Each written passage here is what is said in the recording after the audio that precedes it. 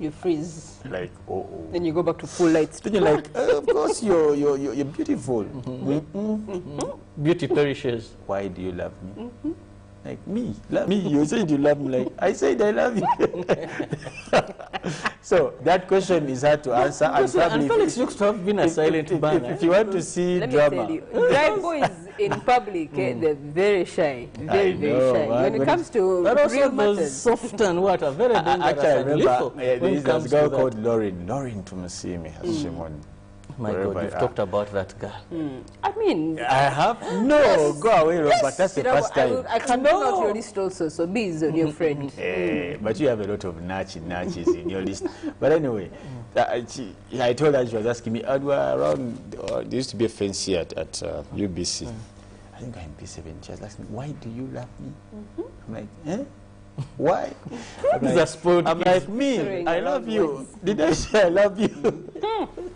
You know, I remember Felix first talking about that girl on the story of how he used to buy rice and then eat lamb. Yeah, that's true. And that is the same name. So, yeah, that's the same girl. Yeah. Yes. You remember, there used to be a lady who used to sell rice, and it used to have bunyama, like pilau, and it was 200 shillings. But she put in kavera, and what so would come, line yao, chikonde ngachiri katimba ka UBC. But me, I would open, eat the meat, then tie and give her the rice without them. Because I was buying for my money. So, you know, and I think she noticed some point. So that's why she was asking me, how do you love me? Priscilla, have you ever asked someone that question? Why do you love me? I'm not going to answer your question. Yeah, I know why. Yeah. Okay, therefore let me dive into the myoga, which is no, you float on top. For you, you're supposed to float. No. Your size is for floating.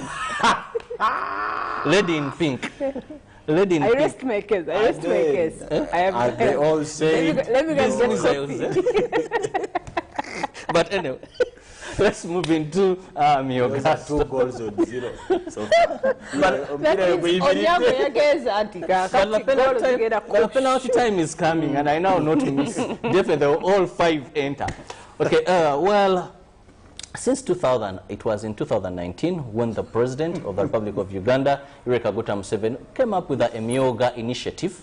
These were meant to fight poverty within the youth. And many have asked, but what is a myoga? Well, a myoga is a Lunyankore word that refers to people, people having a skill, people that are skilled, having a skill or specialized in something. So he said, let's help the youth be able to benefit from this fund, and about 100 billion was set apart for this fund, where each constituency was going to get 560 million.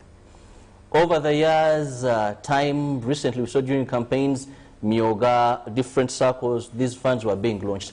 However, these are not gone very well with Parliament, some politicians, some organizations doubting issues regarding accountability. We even saw General Salim Saleh calling for auditing of the myoga. And it wasn't any difference in Parliament, where many members of Parliament were wondering, how is this fund, how are these monies going to be rolled out? Who are going to benefit? So there are so many questions. This morning we choose to better understand and share more knowledge regarding the myoga.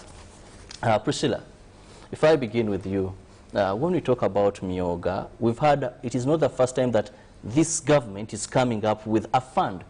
We first had Nandikwa, Dr. Chisamba Mugera was there. We had NADS, that was for the farmers. We had now Wealth Creation, the Youth Livelihood Fund, Youth Capital Venture Fund. Now here we are, it is a myoga fund. But don't forget that even there was a time when every politician was preaching the gospel, form circles and government gives you money. What aren't we getting right? I think we're getting everything right. The initiative is based on a good foundation, and the foundation is that given the kind of education previously attained by Ugandans, not many had the privilege of finishing school. They have the privilege of starting school, but as many of mothers, fathers, grandfathers, and the likes in that generation past will tell you, I nakoma P4, I stopped in P4, I stopped in P7. They didn't have the opportunity to actually enhance to higher education. Also, when you look at the education spectrum, it's not well vast and spread out across the entire country. You don't have the same balance. So if you brought a child in from Nakapiripit, you will not be the same child as the one from Bara, and no will be the same child from Gulu. And yet they've gone through the same education system. So in the current education, formal education system, there are some loopholes here and there. But good enough, as Africans, we've been gifted with the ability to be creative. And some people have actually been gifted with talents and skill sets that they've been able to adapt a skill set and they've become perfected at it. However, to convert that skill set into money making or into a money market has been difficult. So the transition from skill to earning from your skill and, you know, growing an enterprise, an entity, an organization from your skill or your passion or your talent has been where the challenge has been. And initiatives like Emyoga have come in to address that gap and close or bridge that gap for that matter. And so with such things like Emyoga, we have seen, of course now for it deals at parish levels, and then it comes in with circles of different groups of people that share the same skill set.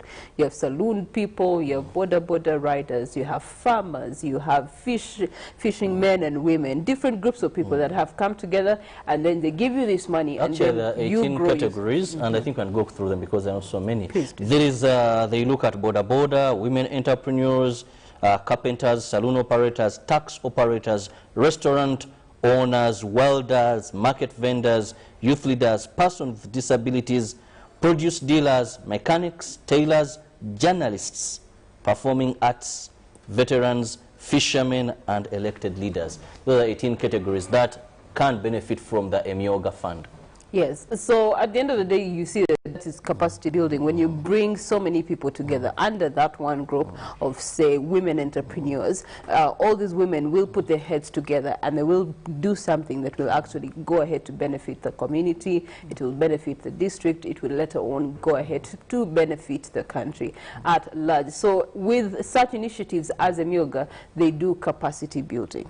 There's also the fact that they can easily access capital to start the ventures, the business ventures that they want to start. Many a times, most Ugandans are challenged with the starting capital. How do I start? I have the idea, I know how I can roll it out, but the money to actually get it running, or the facilities to actually get it running, or the piece of land that I need to actually get this farming going, I don't have it. And so when they sign up for such groups under Emyoga, then they are able to then achieve that which they have been desiring without having to wait and put maybe in a saving box for 10 years to be able to get the same thing. So it also gets to, in turn, save on people's dreams being achieved. Something that would have taken someone 20 years, if they join such initiatives and benefit and sign up for such initiatives, they would achieve their dreams in lesser time, or in closer time, from dream to inception to execution, if we can call it that, yes. Felix, all these projects have been good that government has come up with. For example, like Sheila said, when you look at the Emyoga, that we look at people who have the same skill.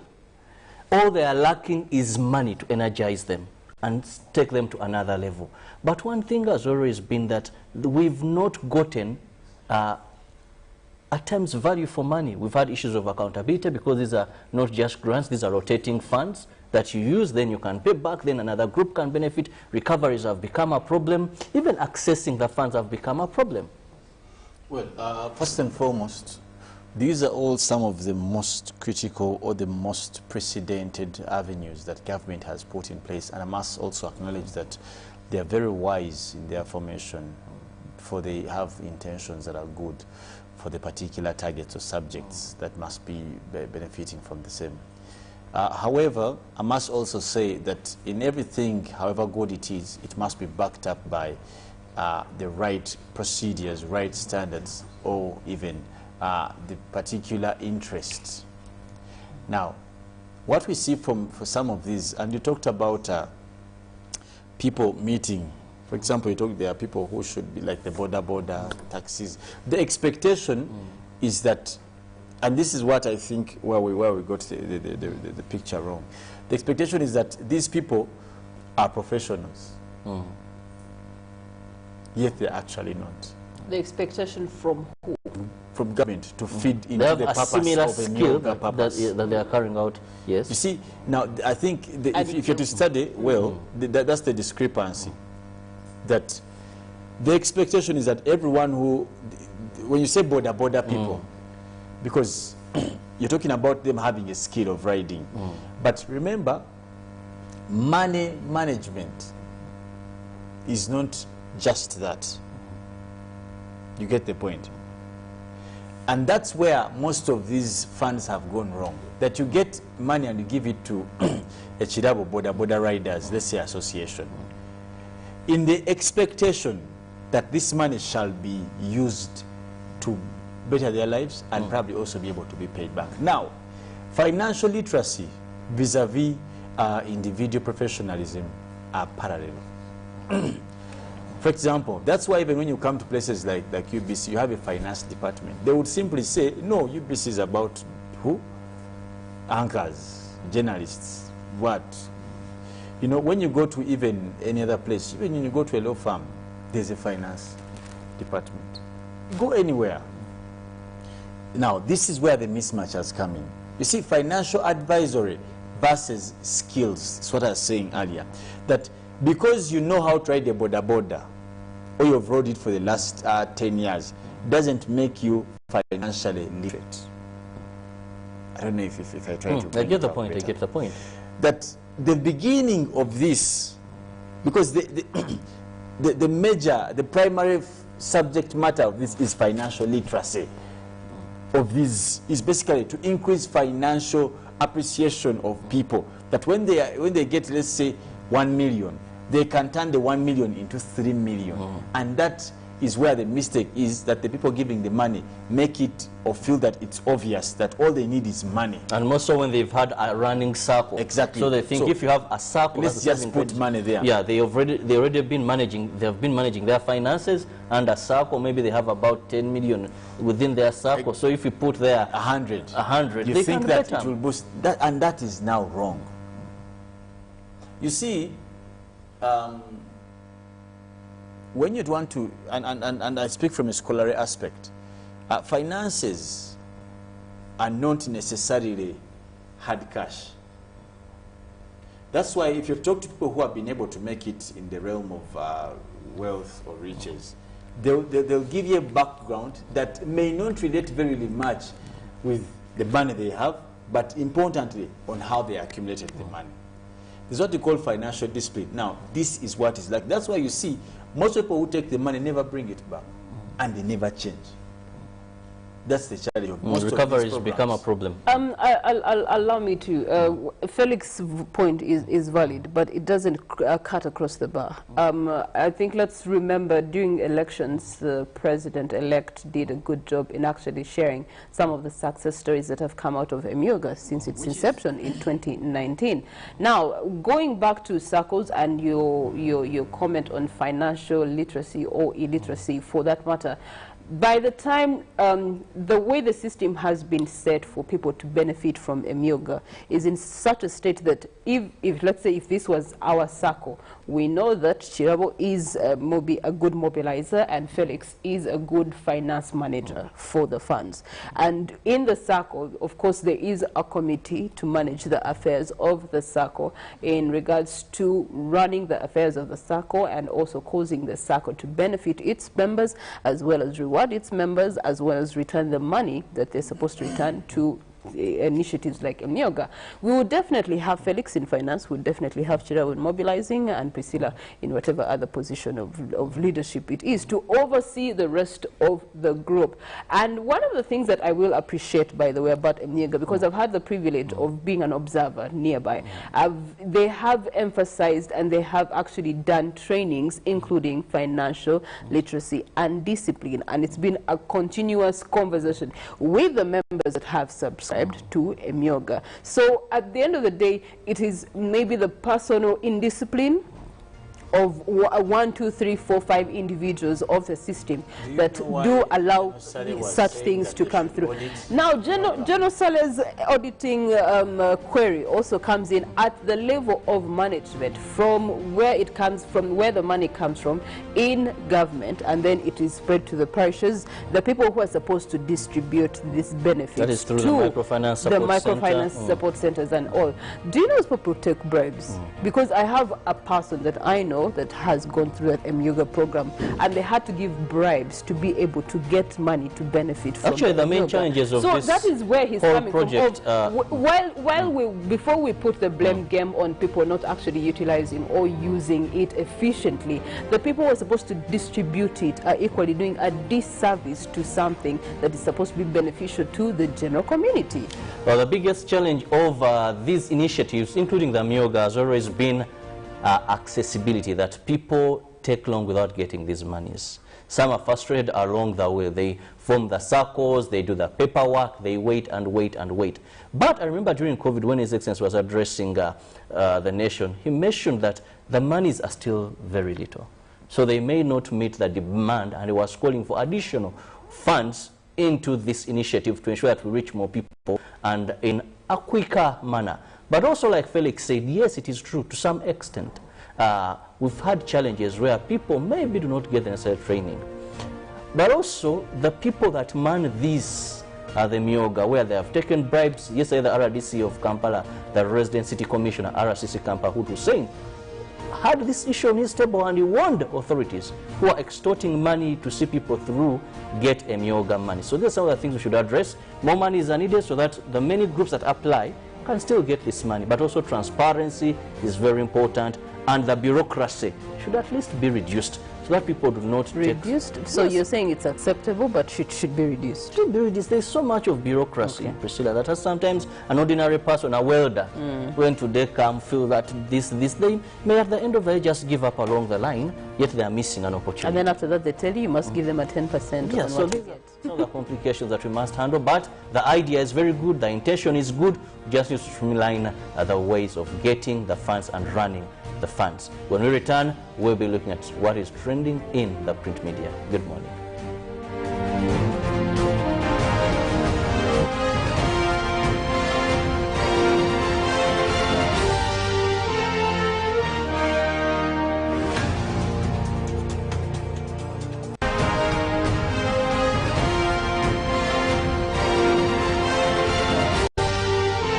This is Good Morning Uganda. When you talk about our motherland Uganda, the pearl of Africa, you cannot fail to smile because of the smile that fills the faces of the citizens. Our nice good weather and nature that sustains us all, that enables us all to continue each in their own way, because we are all different even according to each individual's work. But what joins us to become one person is the sweetness from the flavored drink Alleluia Jingati drink and Alleluia Tamarind drink. The flavor that quenches your thirst while at the same time treating and healing your body, because it is 100% natural. Enjoy the drink that has got the tamarind juice in it. Made by Alleluia Reflexology, Healthy Solutions and Nutritional Research Center Limited. Get yourself a bottle of Alleluia from all shops around.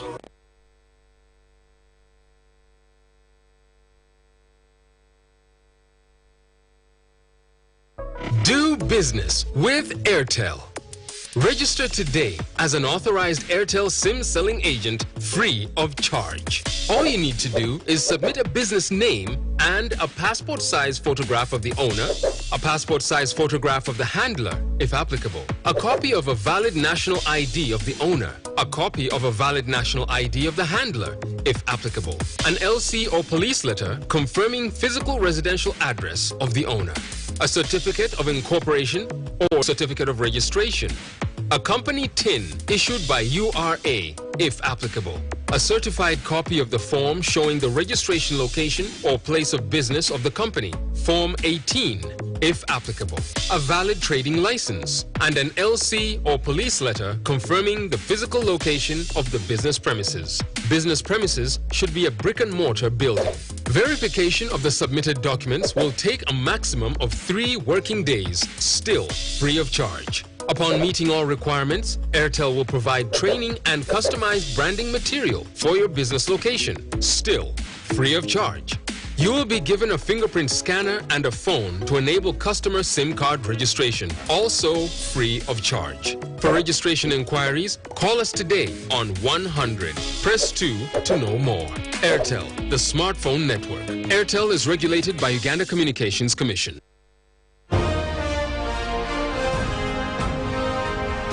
Live from UBC Studios in Kampala. This is Good Morning Uganda.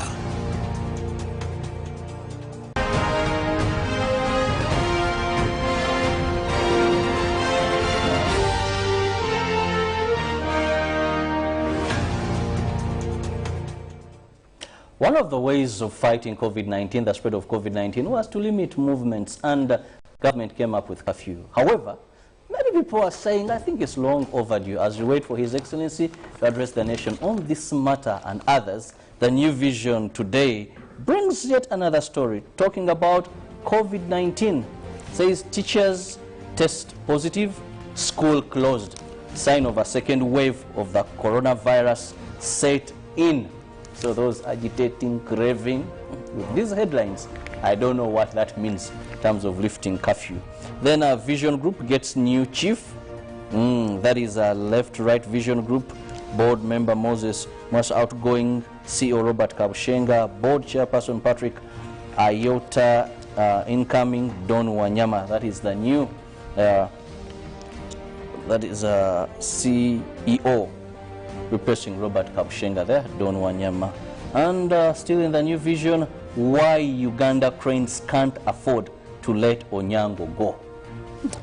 Okay, a man resigned, but why it can't. Then police, they give you 40,000 cops lack accommodation. That is 40,000 of our police officers lack accommodation. Fasting, Museveni sends Ramadan message to our brothers, the Muslims, on their second day of fasting. And we have past O-levels, the education column, senior 3, study material inside for you there, plus geography and entrepreneurship. Well, of course, in the Daily Monitor, now Dr. Chiryampao Budaka's illustrious son bows out. And, of course, in the homeschooler, how to build in rain season. But also in the headlines, oil pipeline works to start from Tanga. And, of course, a very, very, very sightly photo here of Ronald Muwenda Mutebi, the Kabaka of Uganda, who celebrated his 66th birthday, of course, amid downpour, but in the company of his lovely wife, the Nabagereka, and the daughter, Sanga Yambogo. And how next year's shillings 41 trillion budget will be shared, and police sit on graft case against its top officers. Now inside the papers, runaway groom resurfaces. That is Patrick Mbusa Kabagambe, who did not turn up for his wedding last Saturday, showed up at Wandegea police station a day after. Sorry, yesterday in the papers, and I just don't know what's wrong with people. And at this level, at a doctor. Mothers of son shot in protest, storm house, and of course Hajara Nachito, the mother of Amos Segawa, stormed Parliament on Monday, demanding to meet Speaker Rebecca Kadaga. And of course, from the archives, the photos here we see Lady Janet Museveni is welcomed by YMCA Comprehensive Institute Kampala on April there, 27th, 1987. And today in history, Stanley writes to missionaries and also first to divorce in West Civil Court. In the New Vision, still more stories are there for you, and there is a picture there, playtime, where children playing outside a grass-thatched house in Albertong recently. These kids' bicycles are already there, okay? That is time for praying. Still, know your member of parliament. Today, they bring you Mary Goretti Kitutu, who is a Manafa woman member of parliament. There is also Pauline Kemirembe, that is the Yantonde district woman member of parliament, and Helen Kahunde Kiriandongo district member of parliament. Let's look at history. That is, it was on this date, that the 14th of April, the year 1971, when President Amin vowed, that President Amin, pictured above, that Uganda would never return to a situation where any leader would perpetuate himself in office without public mandate, as the case was with Milton Obote. He said in a public statement that the military government had to hand over power to a civilian government in future general elections to be held every 5 years to give people the opportunity to elect their leaders of choice. Still on this very date, the year 1912, the Titanic sank. That is, the Titanic hit an iceberg at 11:40 p.m. off Newfoundland and sank. This is the most famous ship sinking of all times because it was the largest ship afloat in the world when it sank. The ship was on her maiden voyage from Southampton to New York City, carrying 2,224 passengers. That included some of the world's wealthiest people at the time and many immigrants seeking a new life in America. Look at COVID-19 statistics. We always urge you here, please perfect those drills. And those that qualify for vaccination, take opportunity while it lasts and get vaccinated. Uganda today, we've so far lost 337 persons. Our neighbors in Rwanda have lost 316. Coming to Kenya, 2,368. South Sudan, 114 people have succumbed to COVID-19. Please continue perfecting those drills, and COVID is around. Well, of course, now in sports here, Captain's Call, now an interview and up close with Onyango, and he does also give his tale as to why he chose to hang his gloves. Now, Absa Bank offers at least 50 million to Tokyo game preparations, and forward Obua shrugs of KCCA disappointment and finds his way. Now, Express wants to fly with leaders there, and marathoners Ryu called as Chemte Nick's history there. Onyango wanted more time to manage his body and family, and that's why he says. But also Magogo's rivals Sewanyana and Kasule take divergent paths, and Klopp Liverpool have nothing to lose against Real Madrid, and Netherlands-based Chankonye returns to ring after nearly 3 years. In the New Vision, Sport Onyango dominates majority of the stories there, and also Kasure, who promises several changes, that is if in for the top sports job in the country. Then Onyango's full retirement statement. The New Vision has brought you that this morning, and then the fact file, positions, goal, and so much regarding. Then Magogo and Watenge Wright could replace Onyango. Possible replacements, also the New Vision brings you that. And with that, we come to the end of our press review, giving you a hint of what is in the papers so that you do not have to panic, causing jam, becoming a problem to pedestrians because you want to peruse through papers along the street. Felix, as we head in for traffic, there's this issue of sirens in Uganda, where everyone who has a V8 or an expensive car ends up connecting sirens and lights, and only to these people just drive anyhow. I wonder if the law is failing to crack down on these people. Someone, you give way, they are rushing, only to find them later parked at a P1G joint enjoying. But this is the car that had a siren. There was this VIP heading, and you have kids of someone driving the car. You know, it's becoming a nuisance. Well, so many things in this country have become nuisances.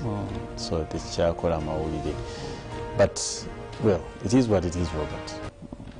The police has said what they have to say. Last time, General Okech came out also to talk about it. But if nothing is happening, what more do you do? You just hope that something happens. But the traffic officer of Good Morning Uganda, she's around to take you through traffic updates and maybe throw a hint. What are they doing in that docket in ensuring that this nonsense called sirens on our roads where people don't qualify to have them, having them installed in their vehicles and that sometimes even causing accidents? Let's go to traffic.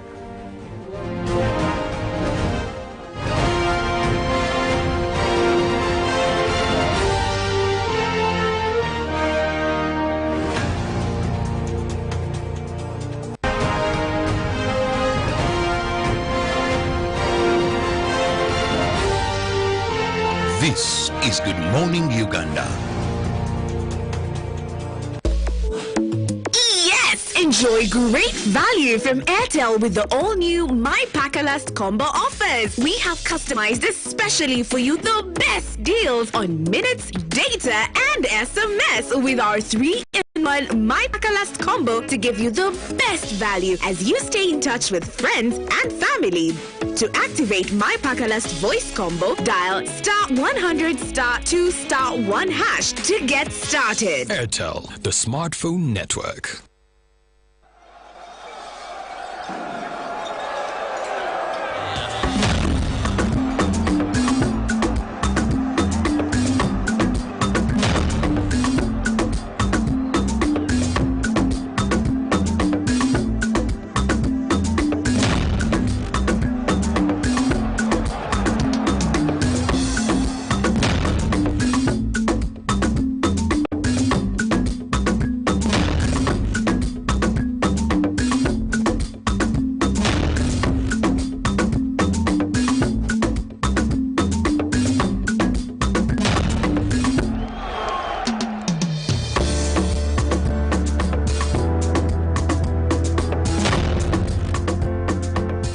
That's their way of stopping HIV. What about you?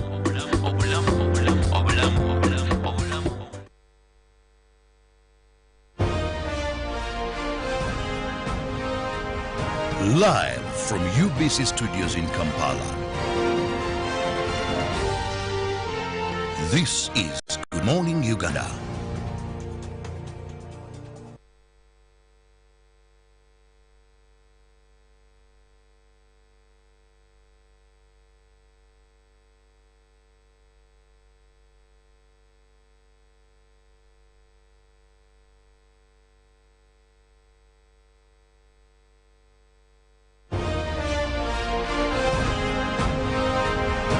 Live from UBC Studios in Kampala.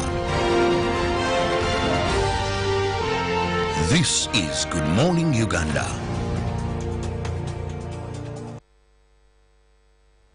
Even if we're broadcasting live from UBC, which is on Nile Avenue, we can still have a clear view of what the traffic looks like, courtesy of satellite and mapping. So kudos to the mapping companies in Uganda that are doing a good job of adding every region and every area within the country onto the maps to be able to guide us in terms of the traffic flow, most especially as it is our segment right about this time where we get to look at the traffic. Now, I do have a friend that I had a meetup with yesterday who stays in Chiwologoma, and I wanted to see what the traffic looks like from Chiwologoma into the heart of the city. Equally, my brothers have cast a question upon me that is supposed to be police related, so I decided why not start my journey from Chiwologoma police station. Of course, I can't call them right now or engage them right now, but at least I can pass by and see what the traffic looks like as I continue maneuvering my way into the heart of the city. And from the area of Chiwologoma, you get to see the traffic is a bit of the sharp corners do have, of course, some traffic that is slowing down, and that's because the road is narrow. The road that was constructed for them is quite narrow. Also, it's a rainy season, so here and there vehicles will have to take a slow turn somewhere somehow to avoid a pothole or the rain waters and things like that.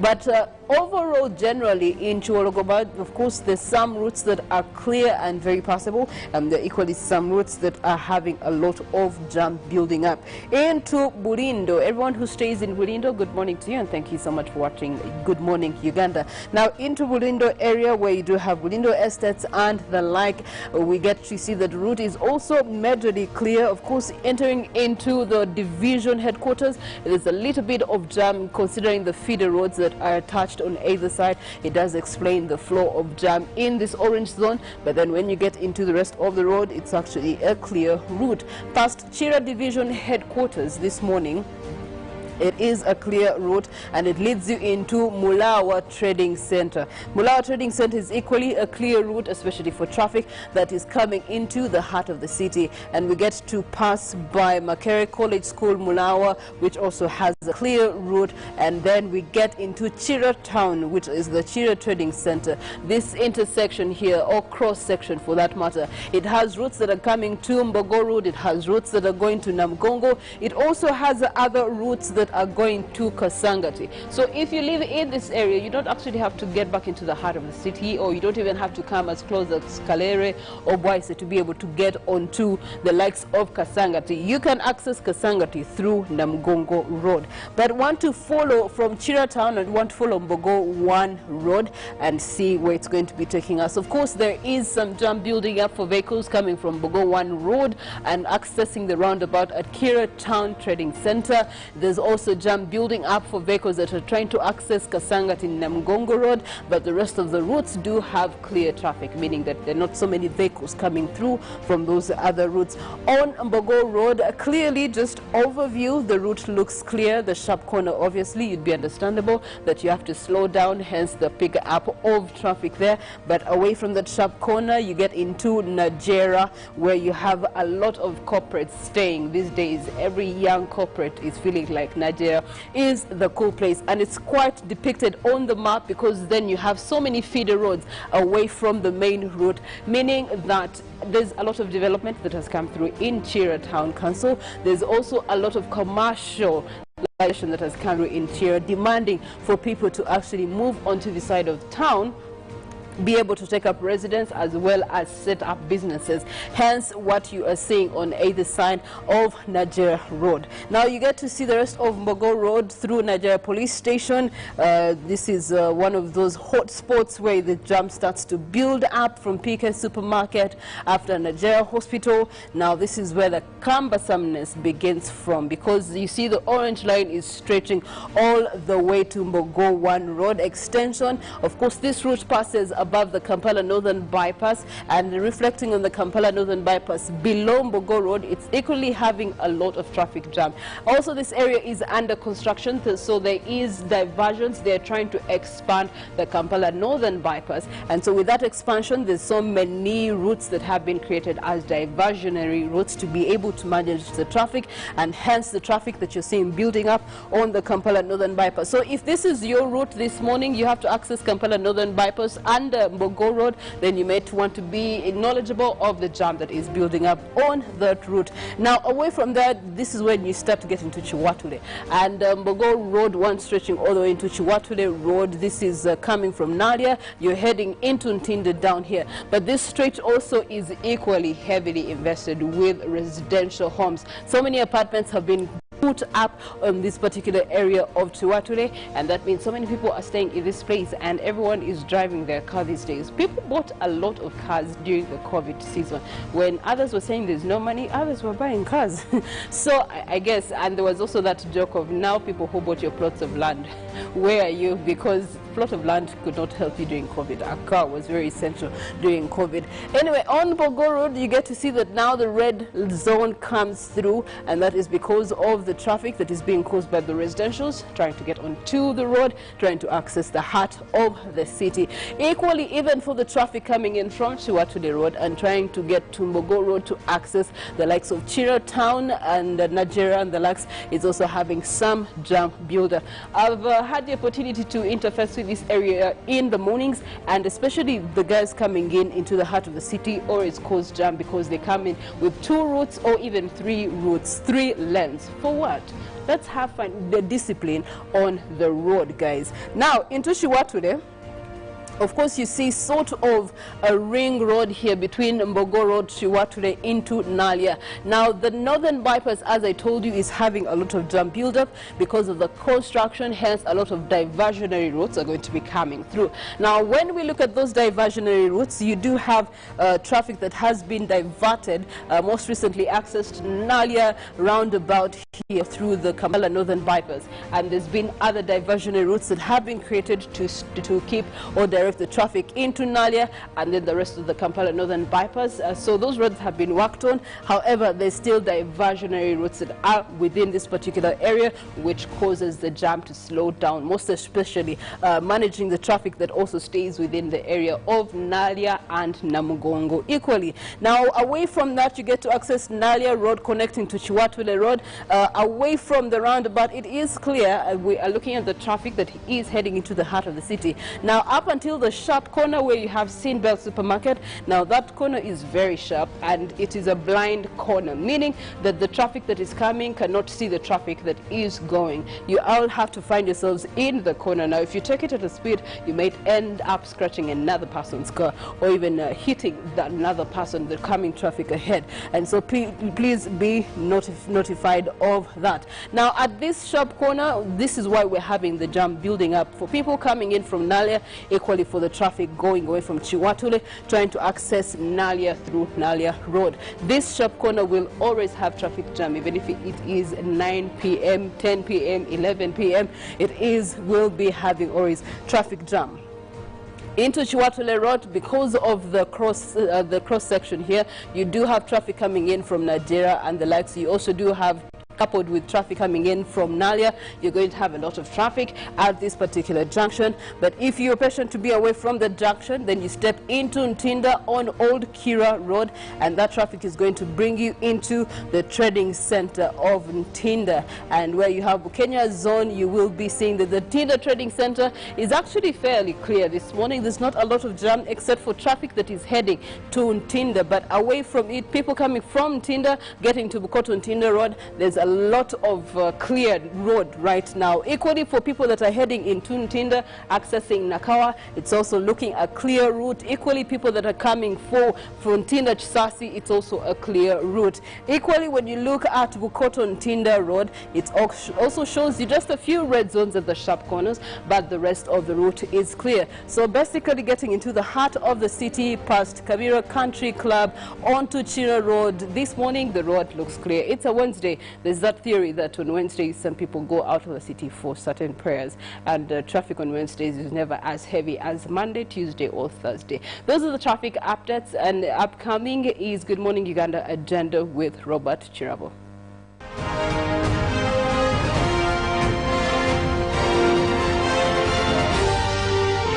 This is Good Morning Uganda. Pick of the day on UBC, brought to you by Authentically symbolic and insightful. We should work so hard to evacuate this power. Behind the Headlines, every Wednesday at 10 p.m. with Charles Odong-Thor. was brought to you by No one should stop you from finishing what's yours. That's why MTN gives you data bundles that don't expire.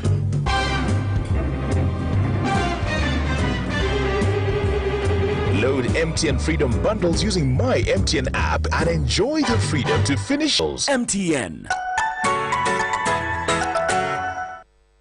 Welcome to English in a Minute. Wolves are amazing animals, but they are also known for killing farm animals like chickens and sheep. Last night, my roommate called, saying she was hurt. So I rushed home, but she was fine. It was just a joke. That's Nicole for you. She's done that to me before, too. It's risky to cry wolf like that again and again.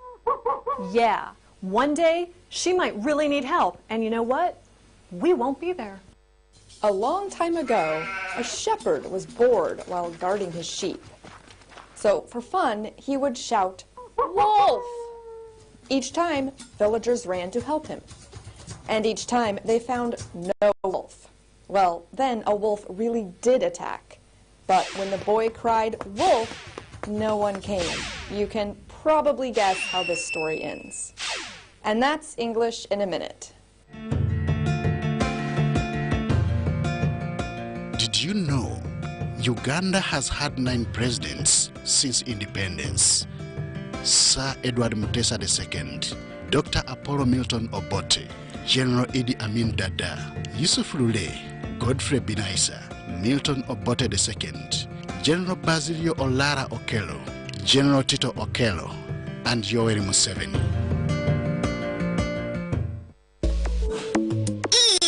Enjoy great value from Airtel with the all-new My Pakalast combo offers. We have customized especially for you the best deals on minutes, data, and and SMS with our 3-in-1 My Pakalast combo to give you the best value as you stay in touch with friends and family. To activate My Pakalast voice combo, dial *100 *2 *1 hash to get started. Airtel, the smartphone network.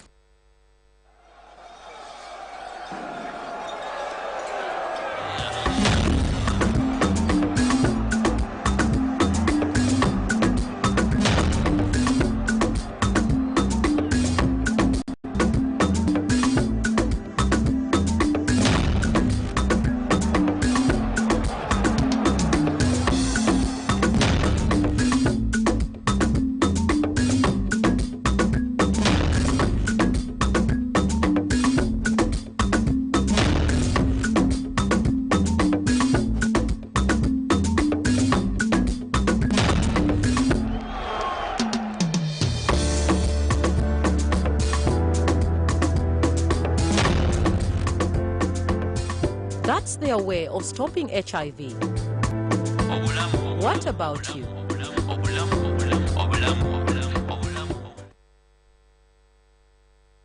When you talk about our motherland Uganda, the pearl of Africa, you cannot fail to smile because of the smile that fills the faces of the citizens. Our nice good weather and nature that sustains us all, that enables us all to continue each in their own way because we are all different even according to each individual's work. But what joins us to become one person is the sweetness from the flavored drink Alleluia Jingati drink and Alleluia Tamarind drink. The flavor that quenches your thirst while at the same time treating and healing your body because it is 100% natural. Enjoy the drink that has got the tamarind juice in it. Made by Alleluia Reflexology, Healthy Solutions and Nutritional Research Center Limited. Get yourself a bottle of Alleluia from all shops around.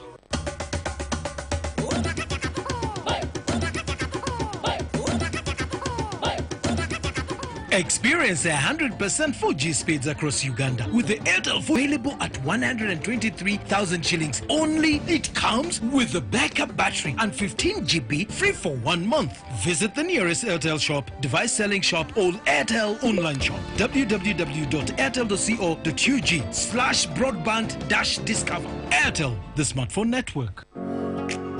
It's no secret that ICT makes learning easy. The strides made in our field could not be possible without it.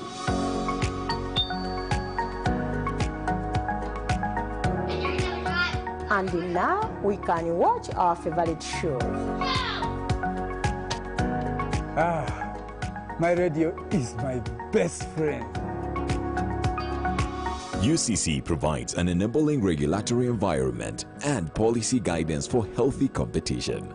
We also facilitate ease of doing business in the communications sector through licensing, standardization, spectrum management, tariff regulation, rural communication development, and consumer empowerment. An informed consumer is an empowered consumer. UCC supports local content and innovations. Driving the development of a robust communication sector in Uganda is Uganda Communications Commission.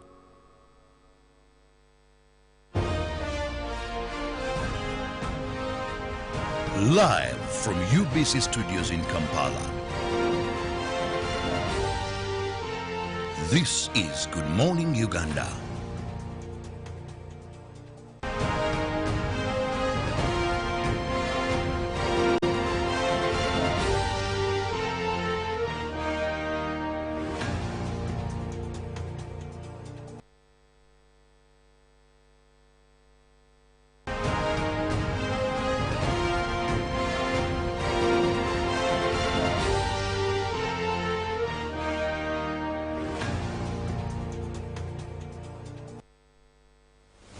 For every human being to enjoy any place on earth is peace, and that is security.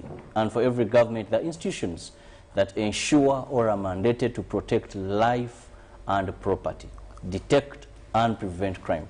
And for us in Uganda, that is the Uganda Police Force. Uganda Police Force has a directorate that investigates and ensures that culprits are brought to book. They go successfully through the courts of law because they have given proper investigation, later are convicted and sentenced. Where we believe they reform, or where it is that they are maybe facing life imprisonment, they are totally eliminated from the proper, morally upright people in society to ensure that peace prevails.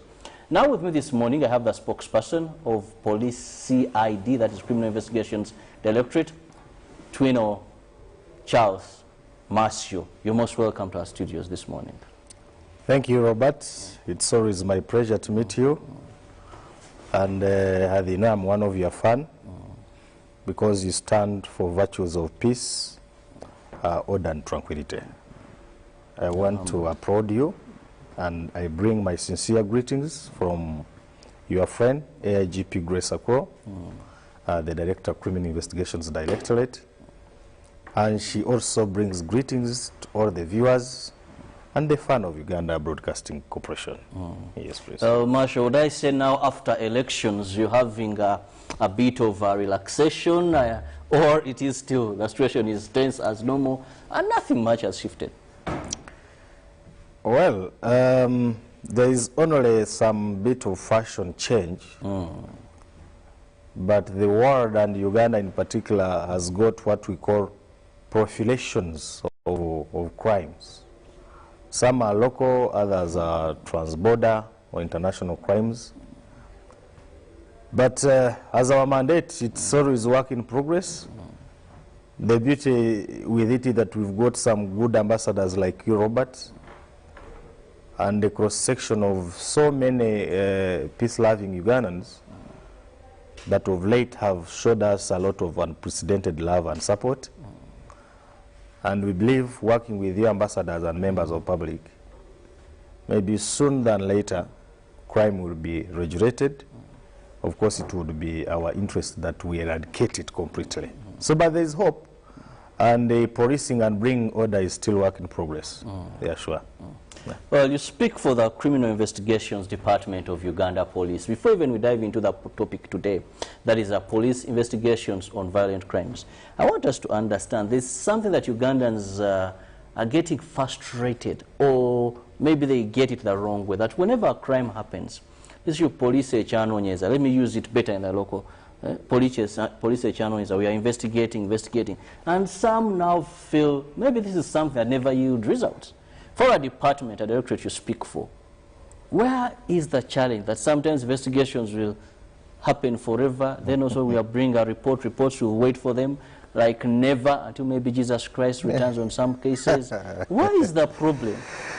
My Ambassador Robert, first of all, before I indulge into that question, allow me humbly to congratulate our brothers and sisters from the Muslim fraternity and welcome them to the Holy Mass of Ramadan.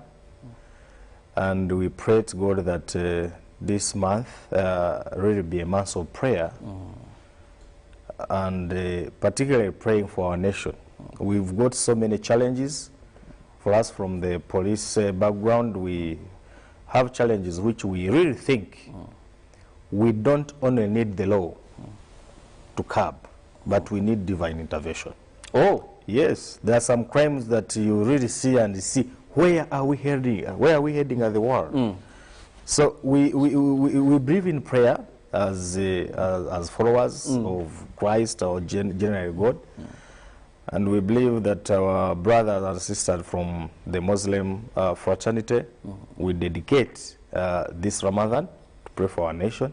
Like I've indicated, some of the work we do requires divine intervention. In the same voice, allow me, without digressing, really congratulate His Highness the King of Uganda, Kawaka Ronald Mwenda, for celebrating his 66th birthday. And as the police, we look forward to continue working with the kingdom, which he heads, because he's the gentleman that stands for distinctive character of building a nation, promoting development, and promoting peace. So we congratulate you, our king, and we look forward to continue working with you. Now, Ambassador Robert, yesterday we got the information trending across the world that in Burkina Faso they are investigating a case against the former president, Blaise Compaoré, for having allegedly murdered his friend and compatriot, Thomas Sankara, who died in 1987. Those are 30 years down the road. But Ugandans want results after a week. You see the paradox? In the same spirit, about 2 weeks ago, we received a contingent from Sweden. They were following up a case of murder that happened 42 years ago. So we are talking of investigations. It is something scientific, and it must be methodical. If you rush, you don't give results. In Uganda, it's funny. If you are investigating a case, especially in high-profile cases, the standard of proof is beyond reasonable doubt. Any doubt you have in a case, however slight it is, the benefit goes to the accused. It is so painful to take a suspect whom the whole world knows, even the suspect himself knowing that he committed a case. And he reaches in court, hearing begins, the defense is put, and the judge lawfully exonerates. There was that very saying that it is so hard and annoying to release, to convict an innocent person than releasing 99 guilty people. I can tell you the law in Uganda, a trial magistrate, a trial judge will exonerate a criminal just because police or the prosecution failed to prove the case beyond reasonable doubt.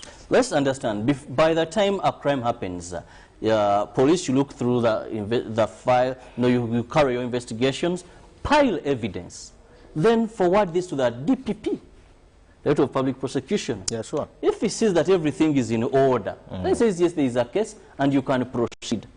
So wouldn't we assume these are weaknesses within the investigators of our country, most of the directorate under CID, that do not do a good job? Well, thank you. Of course, that's not the truth, because there are so many hindrances we encounter when we are trying to execute our mandate. And one of them, surprisingly, is the law. The law states that the suspect shall not be in police custody beyond 48 hours. So that is one? Yeah, it's one. Because one of the hindrances. Can you imagine collecting sufficient evidence that can successfully warrant the prosecution of a criminal who is involved in a violent crime like murder? You saw what happened to Nakulabye here. We had a suspect called Mrs. Musa who had murdered virtually 6 people. And the law says produce him to court within 48 hours. We had 4 days of reconstructing scenes with him. 4 days. Those are about, I think, 72 hours. We had to go to court and ask for permission. But guys, look, this is a very complicated case. It needs time. It needs science. Could you please allow us to be with this suspect at least for the next 100 hours? They gave us that portion. This can be done in Kampala because the investigators and the powers that be are in Kampala. And even the level of cooperation among stakeholders in Kampala is far better than the level of cooperation up country. That one cannot be done up country. So you will mechanically continue processing the suspect, but against the law. And if you want to abide by the law, and law is what it is, not what it ought to be. We have, the other time, the principal judge, Emeritus Justice Bamwine, he warned the police that we may not proceed with cases where there has been a violation of right. So the police will do with what we call okupapa. And at the end of it all, you don't bring sufficient evidence that incriminate the suspect, owing to the fact that the standard of proof is beyond reasonable doubt. Now, the law is not on our side, and it may make us rush, and end up not bringing the quality results. Actually, let me tell you, Robert, Uganda has got one of the best investigators in the world. Because even in the circumstances where the law is not even on our side, we have always gathered evidence, produced suspects in court. We give the information to the prosecutor, he urges it very sufficiently, and we end up getting conviction.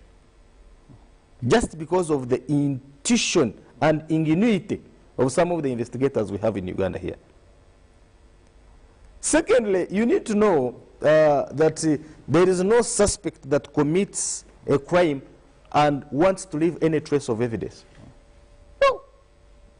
It would be very, very cheap of him. I told you that one of the things we have always asked the Member of Parliament to approve, because when they are enacting laws, different stakeholders are consulted. If there is anything Uganda police and Ugandans want, is to deliberately build a DNA bank.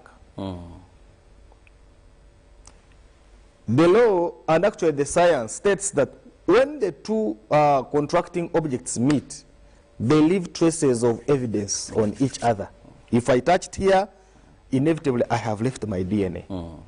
We have always responded to scenes of crime. We either find there physical pieces of evidence, but at the same time we get there the fingerprints.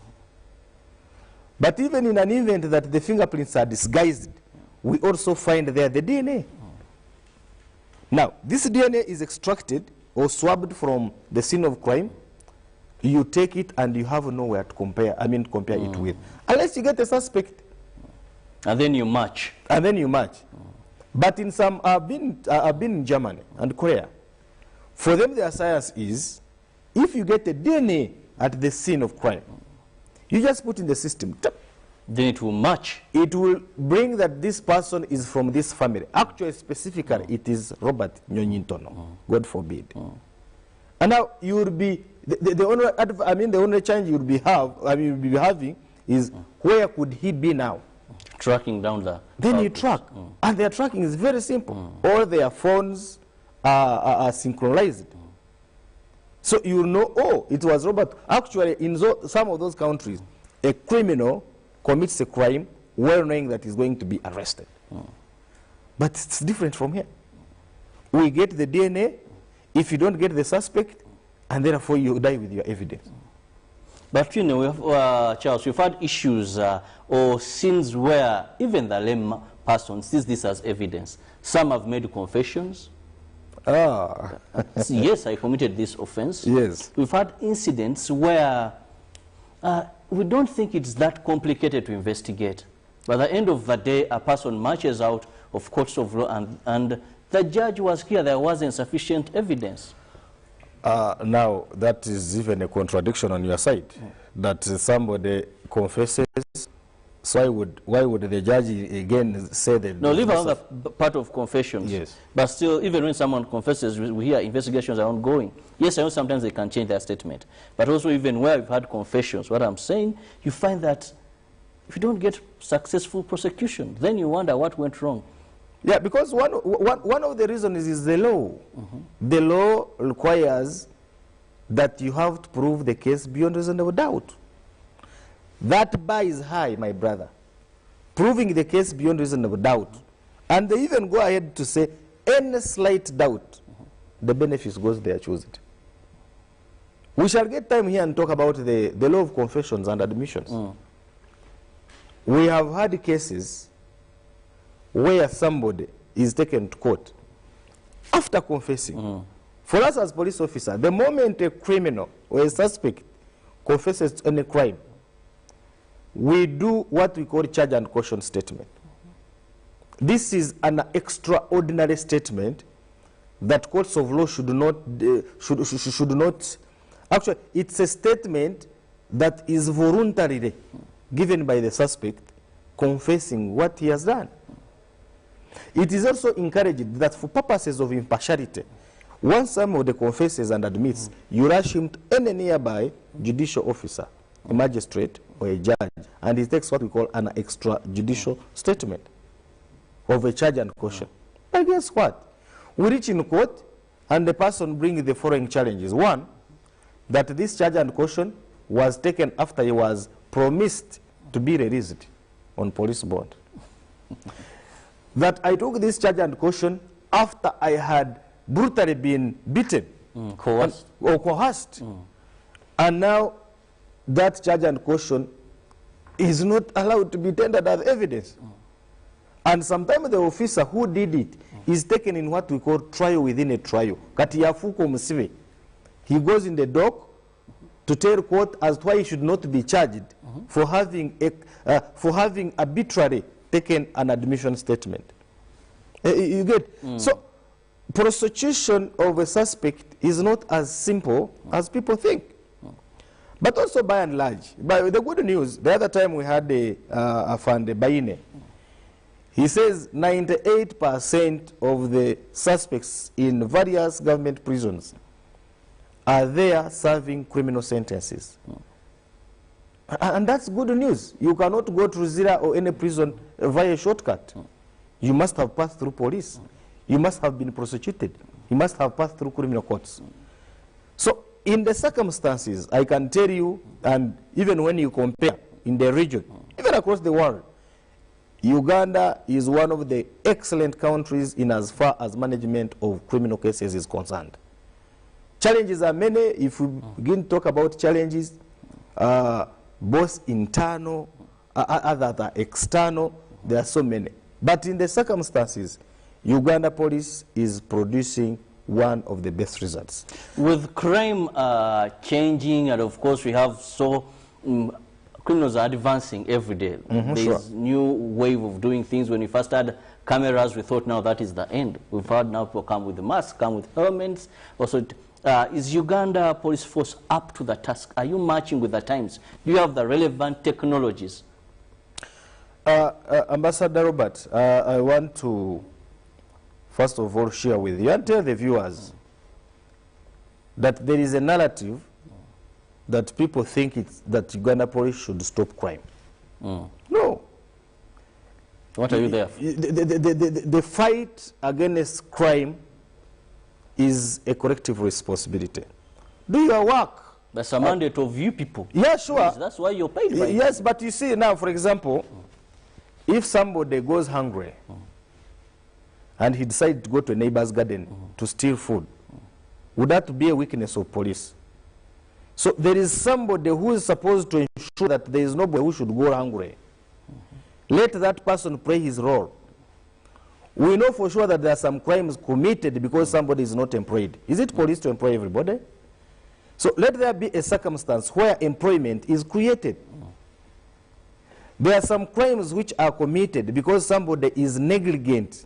You just sacrifice your little girl to be near a sexual predator.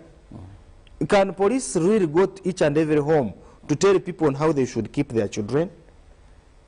So that's what I'm saying. We may not really stop the commission of crimes.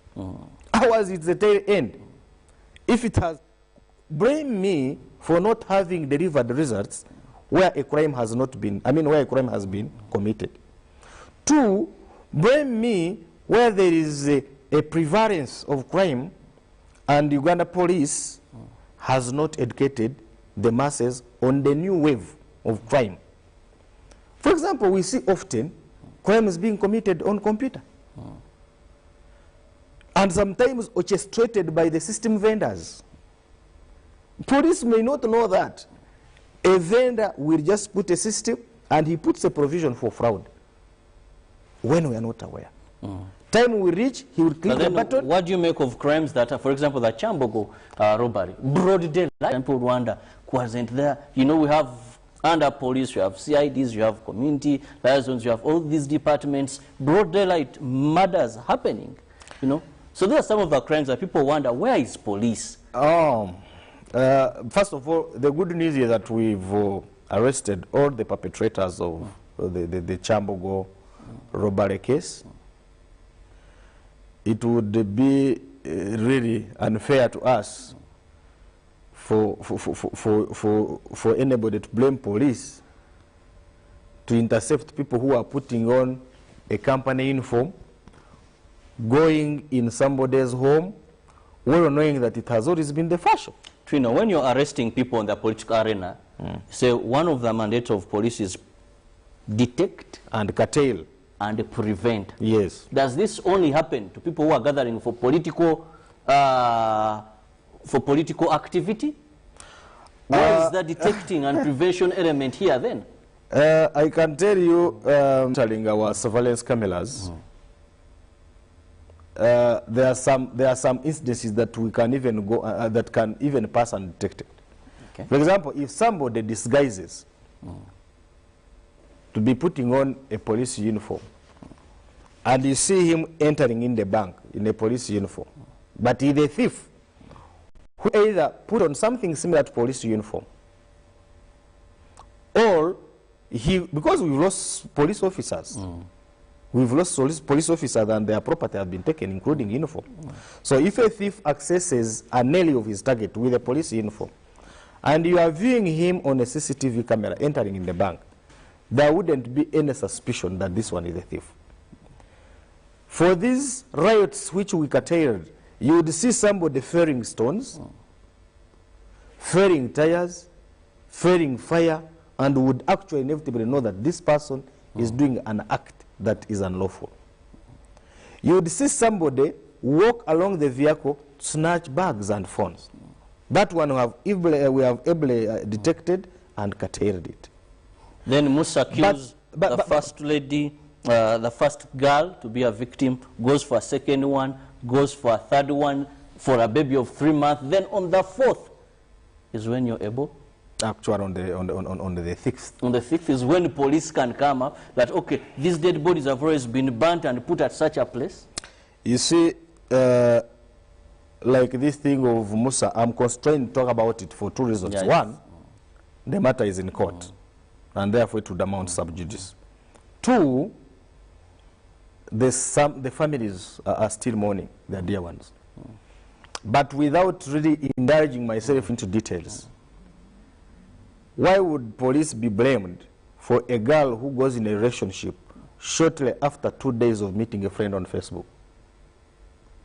Really? You've met a friend on Facebook, 2 days you are spending a night at his place. 1. 2, one of the victims, really may her soul rest in peace, was told by friends, and you see how sometimes the society is unfair to us, Robert. The society, some of the people had really known Musasi as a thief, to the extent that they had even heard that this man is a murderer. But to the best of their conscience, they told one of the victims that, look, we have heard that you are going with Musasi, and you are risking your life because this man is a murderer. Somebody telling that girl had never reported it to any authority. My dear elders and friends, at least when you are blaming police, have a limit. Somebody is aware that Musa Musasi is a criminal to that magnitude. He only warns the girl. He does not tell even the smallest unit, which is the LOC. He does not tell the area councillors. Over a time, Charles, proof has been provided that criminals work with some people in police.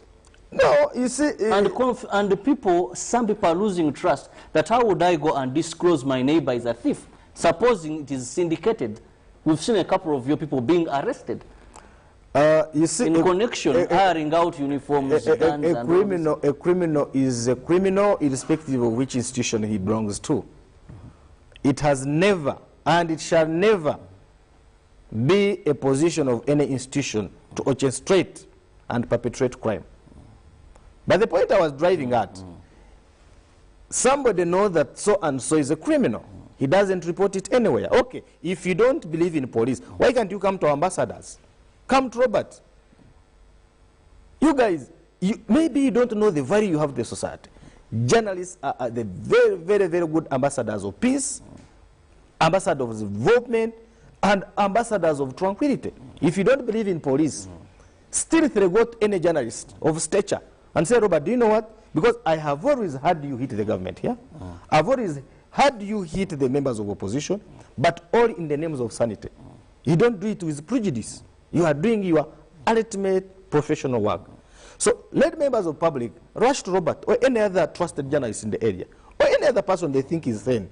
Say, guys, If you can reach police, if you can reach the president, there is a criminal here. But somebody still goes and tells the girl that, look, this man is the potential murderer. Now, unfortunately, this victim, out of curiosity, goes to Musasi's.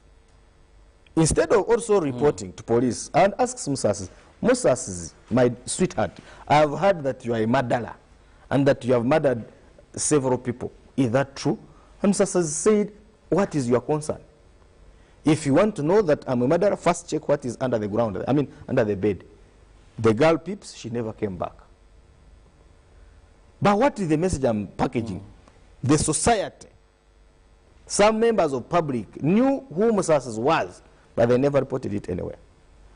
This girl who lost her life had been cautioned, but she opted to go and find out by herself. And really you blame police? Blame me if I don't call the prosecution of Musasi. Why people at times are losing trust is, Charles, we've had people that have been arrested more than 7-10 times in that very similar crime. But every time they come back to society. And people wonder, what were the investigations? What did police do? We get these people, bring them to police, or even have police come and arrest them. Then in a month or two, they're back to society. So then why would I report? When I know that actually the person who I'm going to disclose, risk my life, someone did it maybe 3 times, and the guy still comes out. I entirely agree with you. But one thing I wanted to appeal to the people we serve. And what causes that before you agree with me? It's a cocktail of reasons. It's a cocktail of reasons. It's frustrating us. No. I mean, it shouldn't. And there are even other followers under which you can challenge that and we build. Because you see, fighting crime should be done with combined synergies. Let me tell you, a suspect is entitled to a bail, leave alone the police bond. We have taken hardcore criminals. And 3 days after he has appeared in court, he has a lawyer at the High Court applying for a bail. They have money. What court does, they set the conditions to get a bail, which these criminals fulfill. And the next day he will be outside on a bail. And guess what? They don't go back to court. Instead, they come back to the street to kuchunya the Ugandans. Very unfortunate. We have often put a vehement kind of argument in court in the name of broking the bail. We swear affidavits. And the judge asks you, officer, this person is a suspect. And there is a law which you call presumption of innocence. Why should you show cause as to why we should deny him a bail? We try to put an argument, they say, no, this is an inherent right. And they go to the law. It's in the law. I told you one of the problems we have is the law. And 70% of the law favor the suspects. In some other jurisdiction, you are a criminal until you prove your innocence. Here in Uganda, you are presumed innocent until the state proves so. That prove that you are a criminal. Now, the law gives leverage to criminals. They get bail. If they don't answer their bail, they go back in the society and they start tormenting the society. Now, a person who does not have that eagle's eye will blame police. Sometimes we package our evidence. The evidence we package, the state is ready. They have even committed the people in the High Court. But probably our colleagues from the judiciary are not ready to start hearing. Somebody is on committal for 7 years. And then thereafter the judge comes and says, no, this period is more or less like a sentence. So we are giving him unconditional bail. He doesn't come back. Let me tell you, we have had situations where the criminals even plead with us. Say, officer, there is money here, don't charge me of a very big offense. Charge me of this offense where I will stay at least 3 years. Some of the criminals that are on the street, 90% have got a previous record of police having taken them to court. And evidence produced but sentences sometimes lenient or sometimes, because of the law, they are exonerated on technical grounds. Let me tell you, Uganda police has got the will and the zeal to deliver order and peace to the Ugandans. But also the allegations that also corruption has been a problem that has hindered your investigations. That's why the judiciary find a lot of pockets into this. Corruption is a cancer. I don't want to deny, but you know, the corruption in Uganda police is so petty that it should not even undermine the justice system. I can tell you, it is just so petty. Yesterday I was listening to my good brother, Honorable Chwanda. He was in one of the broadcasting houses, and he reminded me. What is petty? You're always being ranked as top, the corruption index. Yeah, it depends on who packages it. Because I'm a student of research. I know how research is done, and I know where you can get a reasonable sample to make a conclusion. If your intention is to get funding from the anti-corruption fighting agencies across the globe, there's no way to praise police, because you will not have job. I can tell you, we know where corruption is. You just, out of curiosity, go on the website and Google the Auditor General's report. Every annual Auditor General's report. And you see the account of money that different ministries, agencies, and departments don't account. I was telling you, I had Honorable Chwanda, my mentor, I like him, clearly indicating that all the accountability committees in Parliament are occupied by the members of opposition. PAC, local government, COSASE, name them. They are even now pushing for the Human Rights Committee to head it. But none of those committees have ever reported a case of corruption to the investigating agencies. But often they are everywhere castigating the government, police to be corrupt. You see, so the narrative of corruption is just kudisa. It is just a narrative that is meant to blackmail and sometimes sometimes really make us be diverted. But Uganda police I will get time and discuss with you. Between 2011 to 2017, Uganda police has been able to recover 172 billion Uganda shillings removed from the hands of the corrupt. If you add all the money the police officers have stolen in form of corruption, from the time Uganda police started in 1906, the money cannot even reach 10 billion.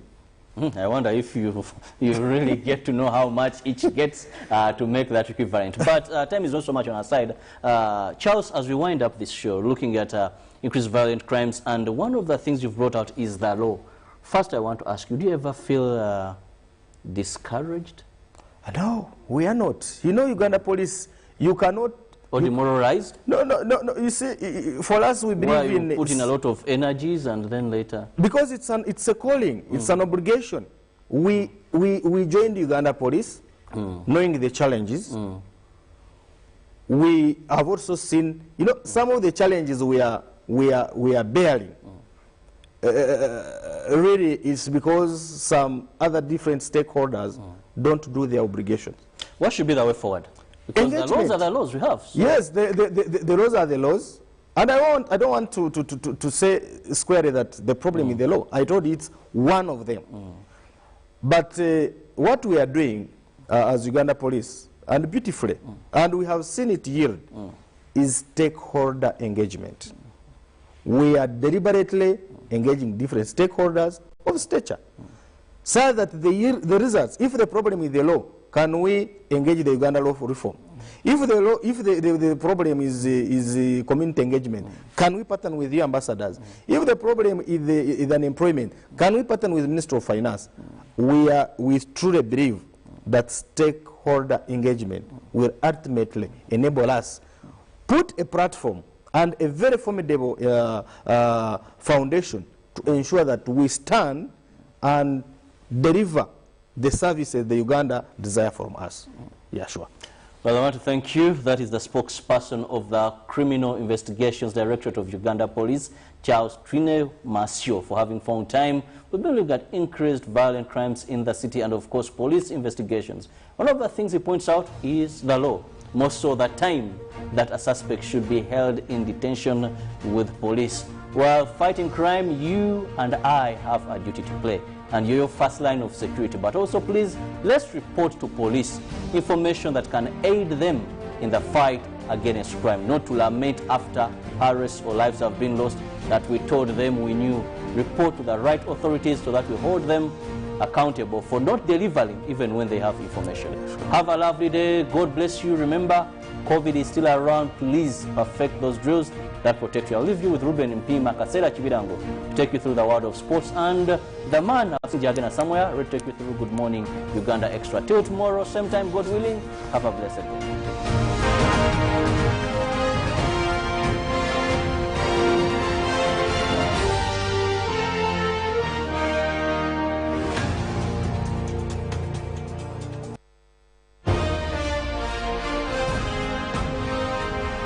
Live from UBC Studios in Kampala. This is Good Morning Uganda. The day the world stopped was the day we found where to go.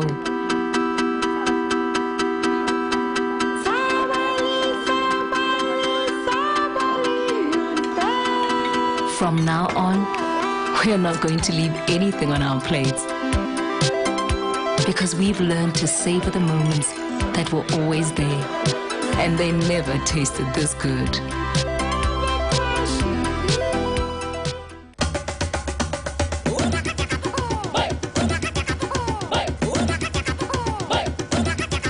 Experience 100% 4G speeds across Uganda with the Airtel 4G